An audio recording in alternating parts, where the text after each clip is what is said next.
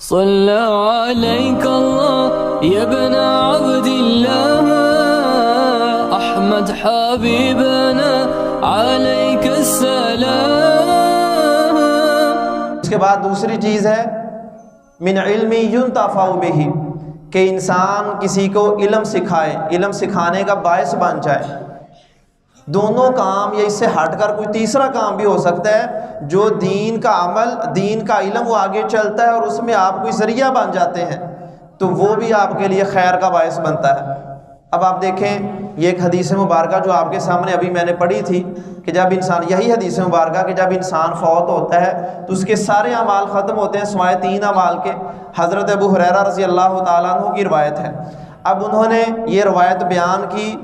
میرا نہیں خیال کہ دنیا میں کوئی علاقہ ایسا ہوگا کہ جہاں پر یہ حدیث مبارکہ پڑھی نہیں گئی ہوگی. کوئی ایسی کتاب جہاں حضرت ابو ہریرہ یا کوئی بھی صحابی ہے جس صحابی نے یہ روایات، علم کی بات بیان کی، یہ دنیا میں لاکھوں نہیں، کروڑوں نہیں، اربوں جگہ تک یہ حدیثیں احادیث پہنچتی ہیں. تو اگر 1 ارب لوگ اس حدیث کو پڑھتے ہیں، کوئی عمل کرتا ہے، تو سب سے پہلا اجر حضرت ابو ہریرہ رضی اللہ تعالی عنہ کو مل رہا ہے، کیونکہ وہ سب سے پہلا وسیلہ بنے اس علم کو پھیلانے کا. اب ان کا شاگرد ہے، ان کے شاگرد ہیں، ان کے شاگرد ہیں، حتیٰ کہ ہمارے تک یہ بات پہنچتی ہے. آپ نے یہ ایک حدیث یا کوئی بھی دین کی بات سنی، کسی اور کو سنا دی، اس نے اس پر عمل شروع کر دیا، گھر والوں کو بتا دی، گھر والوں نے عمل شروع کر دیا، استاد نے شاگرد کو بتا دی، شاگردوں میں سے کسی نے عمل شروع کر دیا، آپ کے لیے آج سے صدقہ جاریہ شروع ہو گیا ہے. حالانکہ کرنے کا کیا، آپ نے ایک ہی کام کیا ہے. حضرت ابو ہریرہ رضی اللہ تعالیٰ عنہ نے اپنے ایک شاگرد کو یہ روایت بتائی ہے، لیکن وہ ایک شاگرد کو بتا کر وہ کب سے دنیا میں کتنا وقت ہو چکا، دنیا سے جا چکے، لیکن آج جہاں جہاں پر یہ حدیث پڑھی جائے گی لوگ عمل کرنا شروع کریں گے.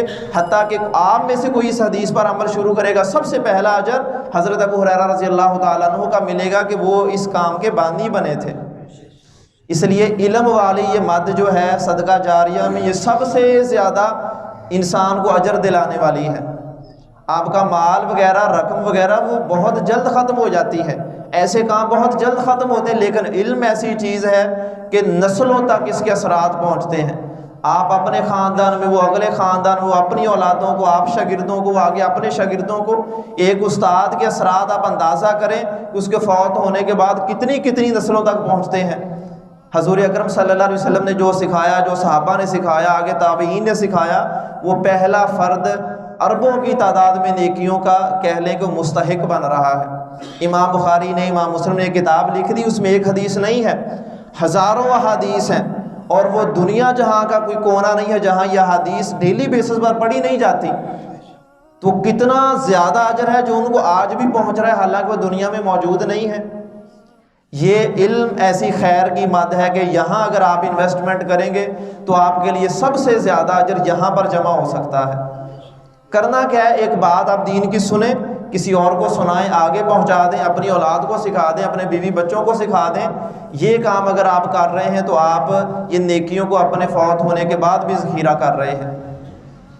حضور اکرم صلی اللہ علیہ وسلم نے اسی وجہ سے اس کی کہلے تلقین بھی کی. فرمایا فَلْيُبَلِّغِ الشَّاهِدُ الْغَائِبَ، خطبہ حجۃ الوداع ارشاد فرمایا، اور ساتھ صحابہ سے یہ آپ نے حکم دیا کہ تم میں سے جو یہاں موجود ہے بعد والوں تک بات یہ پہنچا دے.